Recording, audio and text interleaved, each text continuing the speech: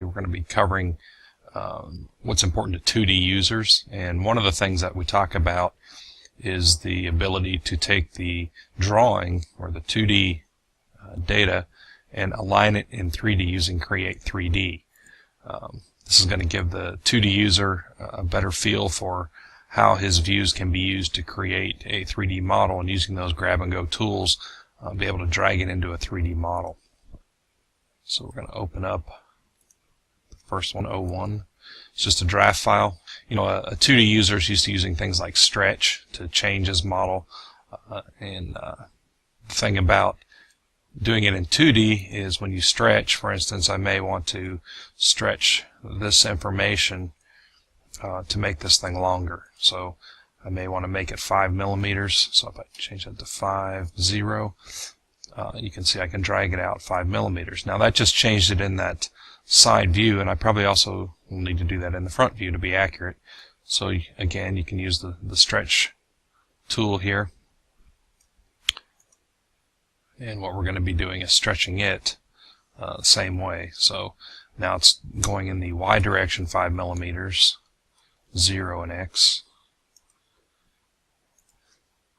And so there I was able to stretch those. Now another thing you may do is stretch across views. So if the two views line up that you need to stretch, that works as well. So using the same stretch tool, we'll just stretch across the two views. You want to make sure you get the holes in the stretch window, and you're going to move those again 5 millimeters. We're going to go that to the left, and it's going to be symmetric, so you also need to stretch the top half. So there we've done some 2D stretching, which is what 2D users are used to doing, and what we want to show is that we can do all those things in 3D. So before you run the Create 3D, you want to make sure that you turn off these center lines, because if you don't, the center line that extends out here will end up being right on the edge, so the views won't line up in the Create 3D window. So at that point we can just run Create 3D, and we're going to specify to add to a new file. The next thing is this one-to-one scale, as you can see from the title block, and we're using the top view. If we go to the options here, it's third angle projection, and you can see that we have to include all the dimension types. So we'll just first select the front view, and to other views,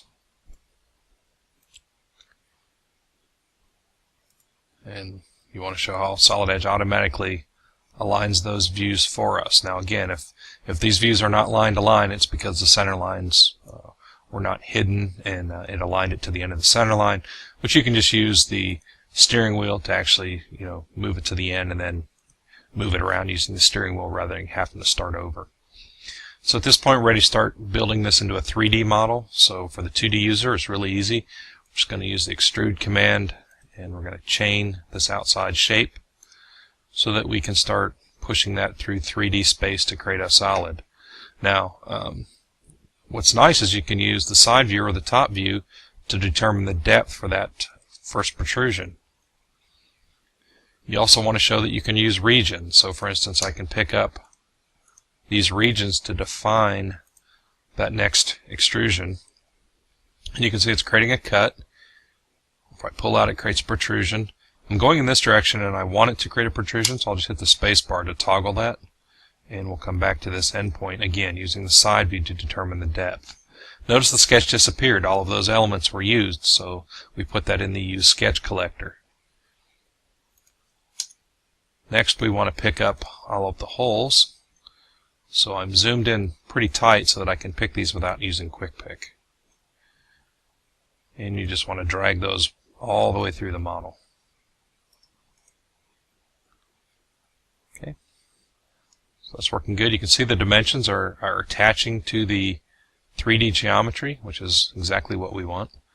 And so now what we're going to do is go add the rounding.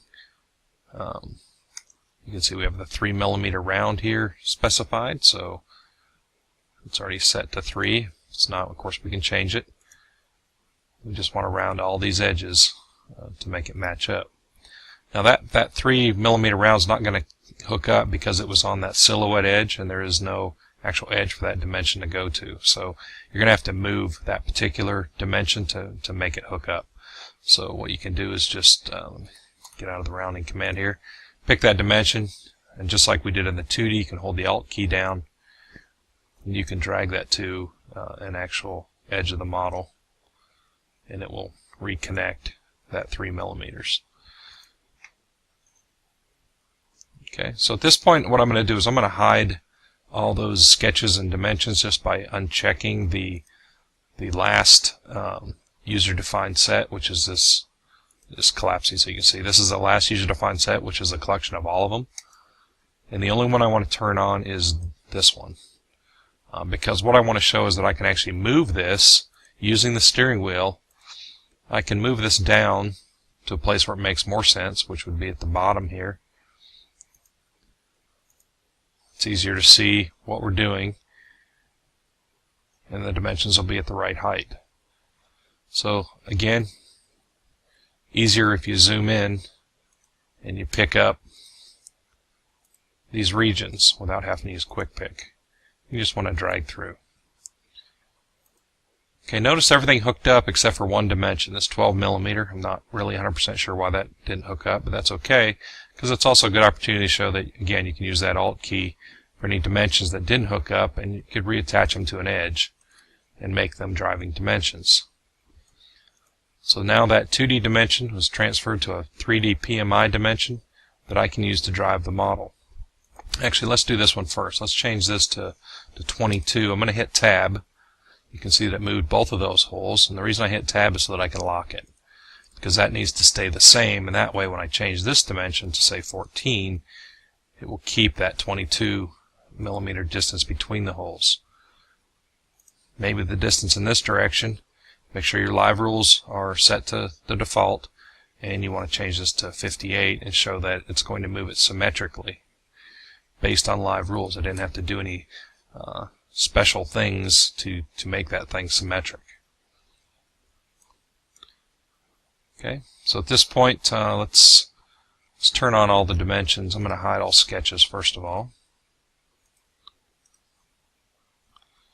Actually, before I do that, let's show that we can do the same stretching that we did in the 2D, we can do in the 3D world just by fence selecting. And what's cool about this is I don't have to do both sides independently as I did in the 2D, that our live rule says, well, that thing is symmetric, let's keep it symmetric.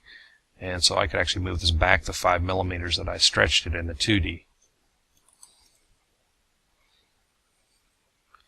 Same thing in this view. I can fence select so I get all of that geometry, and just like I did in the 2D world, I can stretch this back. Now if this is failing, it's because the live rule for lock to base reference planes is turned on, because that face is at the base reference planes. I've already turned it off, so I'm not getting that failure. But I'm going to move it back 5, the 5 that we moved it out originally. And then finally what I do want to show is that all those dimensions that we applied, if I show all those dimensions, you can see now they're all attached to the geometry, and I can use those dimensions to actually change the model just by adjusting those dimensions. So